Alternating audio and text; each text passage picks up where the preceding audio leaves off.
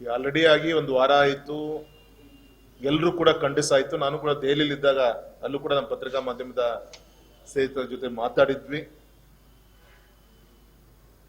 ಆತರ ಅನೇಕ ಹೋರಾಟಗಳನ್ನ ಹತ್ತಿಕ್ಕುವಂತ ಪ್ರಯತ್ನ, ನಾಟ್ ಓನ್ಲಿ ಪಂಚಮಶಾಲಿ, ಅನೇಕ ಇತರ ವಿರೋಧ ಪಕ್ಷದ ಹೋರಾಟಗಳನ್ನ, ಒಂದು ಲಾಠಿ ಚಾರ್ಜ್ ಮಾಡುವಂತ ಮುಖಾಂತರ ಇರ್ಬೋದು, ಇನ್ನೊಂದು ಬ್ಲಾಕ್ ಮೇಲ್ ಮಾಡುವ ಮುಖಾಂತರ ಇರ್ಬೋದು. ಈ ಗೌರವಾನ್ವಿತ ನಮ್ಮ ರಾಜ್ಯಾಧ್ಯಕ್ಷರು ಅರ್ಥನೇ ಇಲ್ಲ. ಹಿಟ್ ಅಂಡ್ ರನ್ 150 ಕೋಟಿ ವಕ್ಫ್ ವಿಚಾರದಲ್ಲಿ ವಿಜಯಣ್ಣ ಮಾನ್ಪಡೆ ಅವರನ್ನ ಬುಕ್ ಮಾಡ್ಲಿಕ್ಕೆ ಹೊರಟಿದ್ರು. ಏನಾದ್ರು ಇದೆಯಾ ಅದರಲ್ಲಿ? ಸ್ವತಃ ಅನ್ವರ್ ಮಾನ್ಪಡೆ ಅವರು, ಅವರ ವಿಡಿಯೋ ಕ್ಲಿಪ್ ಇದೆ. 150 ಅಲ್ಲ, ಸಾವಿರಾರು ಕೋಟಿ ನನ್ನ ಬುಕ್ ಮಾಡ್ಲಿಕ್ಕೆ ಕಾಂಗ್ರೆಸ್ಸಿನ ನಾಯಕರುಗಳು, ಕಾಂಗ್ರೆಸ್ಸಿನ ನಾಯಕರು ನಂತರ ಬಂದಿದ್ರು. ಯಾಕೆಂದ್ರೆ ಸುಮಾರು ಲ್ಯಾಕ್ಸ್ ಟುಗೆದರ್ ಕ್ರೋರ್ಸ್ ಬೆಲೆ ಬಾಳುವಂತ ಭೂಮಿಯ ಒಂದು ಅವ್ಯವಹಾರವನ್ನ, ಇದರ ಮೊದಲನೇ ಒಂದು ಹೆಚ್ಚಿನ ಒಂದು ಇದರ ಲಾಭ ಪಡೆದಂತವ್ರು ಅಂದ್ರೆ ಕಾಂಗ್ರೆಸ್ನ ನಾಯಕರುಗಳು ಅಂತೇಳಿ ಅನ್ವರ್ ಮಾನ್ಪಡೆ ಅವರು ಅವರ ರಿಪೋರ್ಟ್ ಅಲ್ಲೂ ಕೂಡ ಈಗ ಆಲ್ರೆಡಿ ಹೇಳಾಗಿದೆ. ಹಾಗಾಗಿ ಒಂದು ಡೈವರ್ಟ್ ಮಾಡಲಿಕ್ಕೆ ಈ ವಿಚಾರವನ್ನ, ನನಗೆ ಆಶ್ಚರ್ಯ ಆಯ್ತು ಇವತ್ತು ನ್ಯೂಸ್ ಪೇಪರ್ ಎಲ್ಲ ನೋಡಿದಾಗ, ಹೆಡ್ಲೈನ್ಸ್ ನೋಡಿದಾಗ ನನ್ಗೆ ಆಶ್ಚರ್ಯ ಆಯ್ತು ಇವತ್ತು.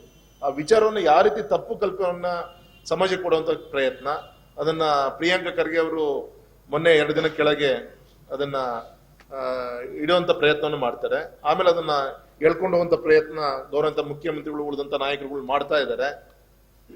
ಅಂದ್ರೆ ಅವರ ತಪ್ಪನ್ನ ಮುಚ್ಚಿಕೊಳ್ಳಲಿಕ್ಕೋಸ್ಕರ ಈ ರೀತಿ ಅನೇಕ ಹೋರಾಟಗಳನ್ನ ಮುಚ್ಚಿಡುವಂತ ಕೆಲಸವನ್ನ ಮಾಡ್ತಾ ಇದ್ದಾರೆ. ಇದು ಯಾವುದಕ್ಕೂ ಕೂಡ ವಿರೋಧ ಪಕ್ಷಗಳು ಬಗ್ಗಲ್ಲ ಸರ್. ಎಲ್ಲದಕ್ಕೂ ಕೂಡ ಹೈಕಮಾಂಡ್ ಇದೆ, ಆತರ ಎಲ್ರಿಗೂ ಕೂಡ ಕೆಪಾಸಿಟಿ ಇದೆ. ತಪ್ಪೇನಿಲ್ಲ. ನಮ್ಮ ಗೌರವಂತ ನಮ್ಮ ಹಾಲಪ್ಪನವರು ರಾಜ್ಯದ ಉಪಾಧ್ಯಕ್ಷರಿದ್ದಾರೆ. ಮತ್ತೆ ಎಲ್ಲ ಕಾರ್ಯಕರ್ತನಿಗೂ ಕೂಡ ಇವತ್ತು, ಸಾಮಾನ್ಯ ಕಾರ್ಯಕರ್ತರು ಕೂಡ ಇವತ್ತು ದೇಶ ಆಳುವಂತ ಜಾಗದಲ್ಲಿ ಇವತ್ತು ನಮ್ಮ ಮುಖಂಡರಾಗಿ ನಾವು ನೋಡ್ತಾ ಇದೀವಿ. ಅದನ್ನ ನಾನು ಈ ಸಂದರ್ಭದಲ್ಲಿ ಇಷ್ಟು ಮಾತ್ರ ಹೇಳ್ತೀನಿ, ನಮ್ಮ ರಾಷ್ಟ್ರೀಯ ಪಕ್ಷ ಯಾವುದೇ ಆ ಕ್ರೈಟೀರಿಯಾ ನೋಡುತ್ತೆ ನಂಗೆ ಅನ್ಸಲ್ಲ. ಯಾರು ಎಲ್ಲರೂ ಕೂಡ ತೆಗೆದುಕೊಂಡು ಹೋಗುವಂತ ಒಂದು ದಕ್ಷತೆ ಇರುವಂತವ್ರನ್ನ ಗುರುಸುವಂತ ಕೆಲಸ ಮಾಡುತ್ತೆ. ಈ ಸದ್ಯಕ್ಕೆ ವಿಜೇಂದ್ರ ಅವರು ನಮ್ಮ ರಾಜ್ಯಾಧ್ಯಕ್ಷರಾಗಿದ್ದಾರೆ. ಅವ್ರ ನೇತೃತ್ವದಲ್ಲಿ ಸಂಘಟನೆಯನ್ನು ಕಟ್ತಾ ಇದೆ ಸರ್. ಎಲ್ಲ ಹೈಕಮಾಂಡ್, ಇದಕ್ಕೆಲ್ಲದಕ್ಕೂ ಕೂಡ ನಮ್ಮ ಹೈಕಮಾಂಡ್ ಉತ್ತರ ಕೊಡುತ್ತೆ. ಅದಕ್ಕಿಂತ ಹೆಚ್ಚು ನಾನೊಬ್ಬ ಸಂಸತ್ ಸದಸ್ಯ, ನಮ್ಮ ಗೌರವಂತ ರಾಜ್ಯ ಉಪಾಧ್ಯಕ್ಷರಿದ್ದಾರೆ, ಪಕ್ಷದ ಜವಾಬ್ದಾರಿ ಹೊತ್ತಂತ ಉತ್ತರ ಕೊಡ್ತಾರೆ ಅದಕ್ಕೆ. ಆದ್ರೆ ಇಷ್ಟು ಮಾತ್ರ ಹೇಳ್ತೀನಿ, ಒಬ್ಬ ರಾಜ್ಯಾಧ್ಯಕ್ಷ ವಿಜೇಂದ್ರ ಅವರು ರಾಜ್ಯಾಧ್ಯಕ್ಷರಾಗಿ ಕೇವಲ 2-3 ತಿಂಗಳಲ್ಲಿ ಲೋಕಸಭಾ ಚುನಾವಣೆ ಡಿಕ್ಲೇರ್ ಆಗತ್ತೆ. ಆಗಿಂದ ಈಗಿನವರು ಕೂಡ ಒಬ್ಬ ದಕ್ಷ ನಾಯಕನಾಗಿ ಇಡೀ ಸಂಘಟನೆಯನ್ನ ರಾಜ್ಯದಲ್ಲಿ ತೆಗೆದುಕೊಂಡಂತ ಪ್ರಯತ್ನಗಳನ್ನ ಮಾಡ್ತಾ ಇದ್ದಾರೆ. ನನಗೆ ಅದರಿಗಿಂತ ಹೆಚ್ಚು ನಂಗೆ ಅನ್ಸಿರೋದೇನು ಅಂದ್ರೆ, ನಂದು MP ಎಲೆಕ್ಷನ್ ಆಯ್ತು, ನಂದು MLA ಎಲೆಕ್ಷನ್ ಮುಗಿದಾಯ್ತು, ಇನ್ನು ನಮ್ಮ MLA MP ಎಲೆಕ್ಷನ್ ಬರೋದು ಇನ್ನು 4 ವರ್ಷ ಆಗುತ್ತೆ. ಆದ್ರೆ ಇವತ್ತು ನಡೀತಾ ಇರೋದು ನಮ್ಮ ಕಾರ್ಯಕರ್ತರ ವ್ಯವಸಾಯ VSS ಅಂಡ್ ಸೊಸೈಟಿ ಎಲೆಕ್ಷನ್ ನಡೀತಾ ಇದೆ. ನಾಳೆ ಜಿಲ್ಲಾ ಪಂಚಾಯತ್ ಎಲೆಕ್ಷನ್ ನಡೀಬಹುದು. ಇವತ್ತು ರಾಜ್ಯ ಸರ್ಕಾರದ್ದು ಸ್ಟೇಟ್ಮೆಂಟ್ ಬಂದಿದೆ, ನಾಳೆ ಗ್ರಾಮ ಪಂಚಾಯತಿಗೂ ಕೂಡ ರಾಜಕೀಯ ಪಕ್ಷಗಳ ಚಿಹ್ನೆಯನ್ನು ಯಾಕೆ ಕೊಡಬಾರ್ದು ಚರ್ಚೆ ಆಗ್ತಾ ಇದೆ.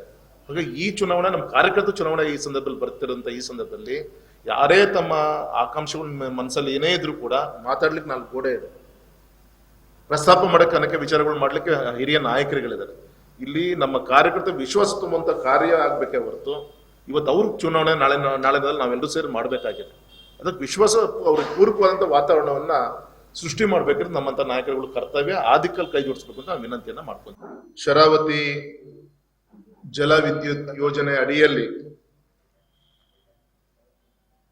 ಸಂತ್ರಸ್ತರಿಗೆ ಈಗಾಗಲೇ ಪುನರ್ವಸತಿಯಾದಂತ ಭೂಮಿಯನ್ನ ಡಿರಿಸರ್ವ್ ಮಾಡುವಂತ ಒಂದು ವಿಚಾರದಲ್ಲಿ ಕಳೆದ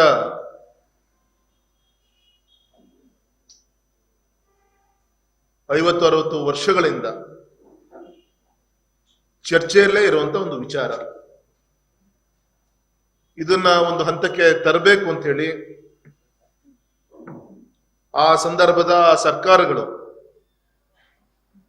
ಉದಾಹರಣೆಗೆ ಅರಣ್ಯ ಸಂರಕ್ಷಣಾ ಕಾಯ್ದೆ ಜಾರಿಗೆ ಬರೋಕ್ಕಿಂತ ಮೊದಲು ಅರಣ್ಯ ಪ್ರದೇಶದಲ್ಲಿ ಸುಮಾರು 9,136 ಎಕರೆಯನ್ನ ಪುನರ್ವಸತಿಯನ್ನ ಕಲ್ಪಿಸುವಂತ ಒಂದು ಪ್ರಯತ್ನವನ್ನ ಮಾಡಿದ್ರು. ಅದಕ್ಕೆ ಸುದೀರ್ಘವಾದಂತ ಅದಕ್ಕೆ ಬೇಕಾದಂತ ದಾಖಲೆಗಳನ್ನ, ಅದು ಪಟ್ಟ ಇರ್ಬೋದು ಅಥವಾ ಹಕ್ಕು ಅಂತ ನಾವು ಕರಿತೀವಿ, ರೈಟ್ಸ್ ಅಂತ ಕರಿತೀವಿ, ಇದ್ಯಾವುದು ಕೂಡ ಆಗಿಲ್ಲ. ಆ ಸಮಸ್ಯೆಯನ್ನ ಮುಟ್ಟೋದು ಮತ್ತು ಅಲ್ಲಿಗೆ ಸರ್ಕಾರಗಳು ಬದಲಾವಣೆ ಆಗ್ತಾ ಇದೆ. ಯಾವುದೇ ಒಂದು ನ್ಯಾಯಯುತವಾದಂತ ಒಂದು ಪ್ರಯತ್ನ ಆಗಿಲ್ಲ.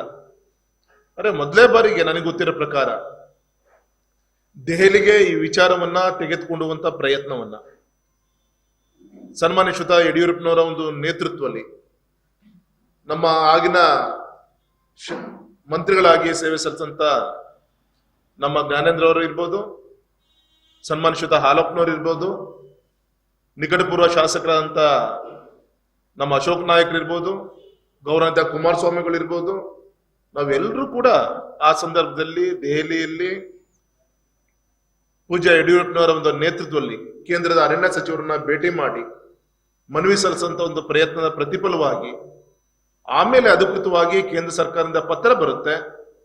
ಒಂದು ಸುಪ್ರೀಂ ಕೋರ್ಟಿಗೆ KVIA ಹಾಕಿ ಬರಬೇಕು ಅಂಥೇಳಿ ಪತ್ರ ಬರುತ್ತೆ. ಅಷ್ಟರೊಳಗೆ ನಮ್ಮ ರಾಜ್ಯದಲ್ಲಿ ನಮ್ಮ ಸರ್ಕಾರದ ಅವಧಿ, ನಮ್ಮ ಅಧಿಕಾರ ಅವಧಿ ಮುಗ್ದೋಗಿರುತ್ತೆ. ಇವತ್ತಿನ ಒಂದು ಸರ್ಕಾರ ಈಗಾಗಲೇ IA ಹಾಕಾಗಿದೆ ಸುಪ್ರೀಂ ಕೋರ್ಟ್ ಅಲ್ಲಿ. ವಿಶೇಷವಾಗಿ ದೂರವಾಣಿಯ ಕರೆಯ ಮುಖಾಂತರ ಅರಣ್ಯ ಸಚಿವರಿಗೆ ಶ್ರೀಯುತ ಯಡಿಯೂರಪ್ಪನವರೇ ಇದು ಗಂಭೀರವಾಗಿ ತೆಗೆದುಕೊಳ್ಬೇಕು ಅಂತ ಹೇಳಿ ವಿನಂತಿಯನ್ನು ಕೂಡ ಮಾಡ್ಕೊಂಡಿದ್ರು. ಸಾಲಿಸಿಟರ್ ಜನರಲ್ ತುಷಾರ್ ಗಿರಿನಾಥ್ ಅವ್ರನ್ನೇ ಅಧಿಕೃತವಾಗಿ ನಮ್ಮ ಕಡೆಯಿಂದ ರೈತರ ಪರವಾಗಿ ಸುಪ್ರೀಂ ಕೋರ್ಟ್ ಅಲ್ಲಿ ವಾದವನ್ನ ಮಾಡ್ಲಿಕ್ಕೂ ಕೂಡ ಹೋಗಿದ್ದು ತಮಗೆಲ್ಲರೂ ಕೂಡ ಗೊತ್ತಂತ ವಿಚಾರ. ಆದ್ರೆ ಇವತ್ತು ಈ ವಿಚಾರದಲ್ಲಿ ವಿಶ್ವಾಸವನ್ನೇ ಕಳ್ಕೊಳ್ಳುವಂತ ಒಂದು ದಿನಗಳು ಹತ್ರ ಆಗ್ತಿರೋ ಸಂದರ್ಭದಲ್ಲಿ ಮತ್ತೊಮ್ಮೆ ಇದಕ್ಕೆ ಒಂದು ಜೀವ ತುಂಬುವಂತ ಒಂದು ಕಾರ್ಯ ಕಾನೂನು ಒಂದು ಚೌಕಟ್ಟಲ್ಲಿ ಅವಕಾಶಗಳು ಸಿಗ್ತಾ ಇದೆ. ಈಗಾಗಲೇ ತಮಗೆ ಗೊತ್ತಿದೆ, ಈಗಾಗಲೇ ಇದೇ 3/12/2024 ಗೌರವಾನ್ವಿತ ಸರ್ವೋಚ್ಚ ನ್ಯಾಯಾಲಯ ಹೇಳಿದೆ, ಭಾರತ ಸರ್ಕಾರ ಮತ್ತೆ ರಾಜ್ಯ ಸರ್ಕಾರ ಈ ವಿಚಾರವನ್ನ ಸೌಹಾರ್ದವಾಗಿ ಪರಿಹರಿಸಲು ಪ್ರಯತ್ನವನ್ನ ಪಡಬಹುದಾ? Secretary level between the state government and the union of India to amicable resolve the issue ಅಂತ ಹೇಳಿ ಪರ್ಟಿಕ್ಯುಲರ್ ಆಗಿ ಈ ಒಂದು ಪದವನ್ನ ಹೇಳಿದೆ.